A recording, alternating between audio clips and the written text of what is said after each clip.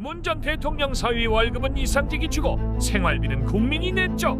지난 정부에서 문재인 전 대통령 수사를 할 때 소위 이제 국민의힘 진영에서 무슨 얘기를 했는지 혹시 들어보신 적 있으세요?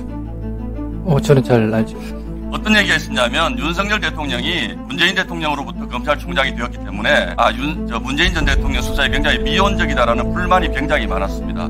저는 지금 돌아보면 윤석열 대통령이 검찰 정권이라고 비판을 받습니다만 가장 잘못한 것이 전 정부의 부패 수사에 대해서 전혀 손을 대지 못하고 정권을 뺏긴 것이 천추의 한이라고 저는 생각을 합니다. 왜 그러냐면 문재인 전 대통령 사위 관련 고발된 게 2021년 12월입니다. 이게 이제 소환 조사가 언제 이루어졌냐 하면 2월 달에 첫 소환 요청이 이루어집니다. 그러니까 3년 가까이 돼서 처음으로 문재인 전 대통령이나 소환이 이루어집니다. 그런데 이 사건이라는 것이요, 저는 언론에서 보도를 많이 해봤기 때문에 굉장히 단순합니다. 복잡하게 얘기하시는데 이게 무슨 제3자 뇌물이다, 직접 뇌물이다, 이걸 따질 게 없는 사건이에요. 이렇습니다. 개요는 사위가 무기도식하고 있는 사위 부부를 이상직 씨가 자기의 태국의 계열사를 하나 만들어서 취직을 시켜줍니다. 그래서 월급을 줍니다. 그 전에까지는 문재인 전 대통령이 생활비를 줬어요. 그러니까 이거는 들던 돈이 안 들었으니까 이 돈의 성격을 어떻게 볼 것인가. 그런데 그 다음에 이상직 씨가 중진공 이사장으로 취업을 합니다. 그러니까 이거는 법률가가 아닌 제 입장에서 보더라도 전형적인 매관매직이고 권력형 부패인 것입니다. 그런데 왜 이 사건 수사가 2021년에 고발이 된 게 2025년까지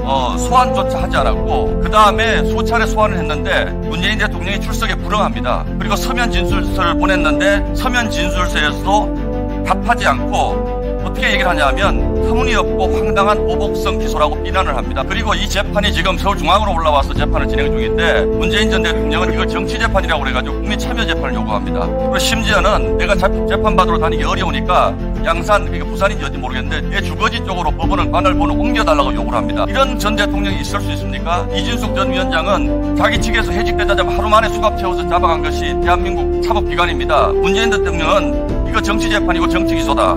뭐라고 얘기합니까? 전 국민이 다 알고 있는 우리 국민이 바다에 떠내려가서 죽은 서해 공무원 피살 사건에 대해서 서면 조사 받겠다 그러니까 대단히 무례한 짓이라고 반박을 합니다. 그래서 이게 뭐 대단한 게 있는 것처럼 지금 말씀들 하시지만 손바닥으로 하늘 가리는 거예요. 문재인 전 대통령은 이것 외에도 국민들에게 사과해야 될 것이 너무나 많습니다. 저는 이런 것들이 켜켜이 쌓여서 우리 검찰 여러분들이 제 역할을 안 한 거라고 보시는 거예요. 도대체 문재인 전 대통령에 대해서 아무것도 못하고 지금 정권이 바뀌었습니다. 그러니까 목소리가 갑자기 커지는 거예요.